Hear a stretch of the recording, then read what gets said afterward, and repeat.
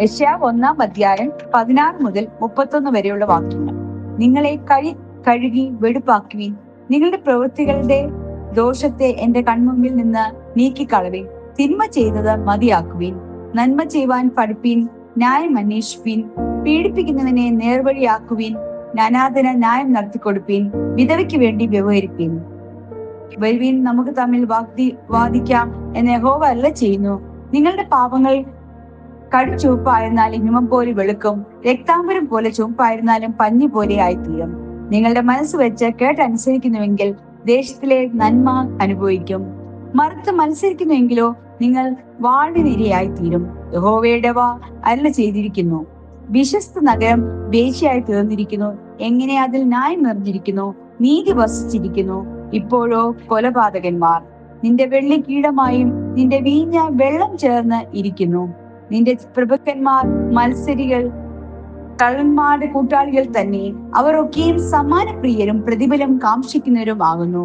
അവർ അനാഥന് ന്യായവും നടത്തിക്കൊടുക്കുന്നുമില്ല, വിധവയുടെ വ്യവഹാരം അവരുടെ അടുക്കൽ വരുന്നതുമില്ല.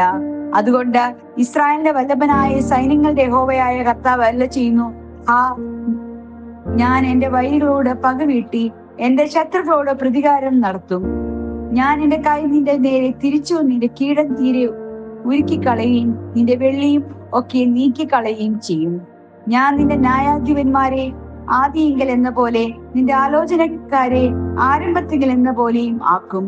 അതിന്റെ ശേഷം നീ നീതിപൂരം എന്നിട്ട് വിശ്വസ്ത നഗരം എന്ന് വിളിക്കപ്പെടും. സിയോൻ ന്യായത്താലും അതിൽ മനം തിരിയുന്നവർ നീതിയാലും വീണ്ടെടുക്കപ്പെടും. എന്നാൽ അതിക്രമികൾക്ക് പാപികൾക്കും ഒരുപോലെ നാശം ഭവിക്കും. യഹോവയെ ഉപേക്ഷിക്കുന്നവർ മുടിഞ്ഞു പോകും. നിങ്ങൾ താല്പര്യം വെച്ചിരിക്കുന്ന കരുവേലകളെ കുറിച്ച് നാണിക്കും. നിങ്ങൾ തിരഞ്ഞെടുത്തിരിക്കുന്ന തോട്ടങ്ങൾ നിമിത്തം ലജ്ജിക്കും.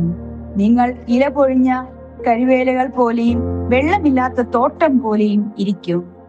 ബലവാൻ ചണനാരു പോലെയും അവന്റെ പണി തീപ്പൊരി പോലെയും ആകും. കൊടുത്തവൻ ആരുമില്ലാതെ രണ്ടും ഒരുമിച്ച് വെന്തു പോകും.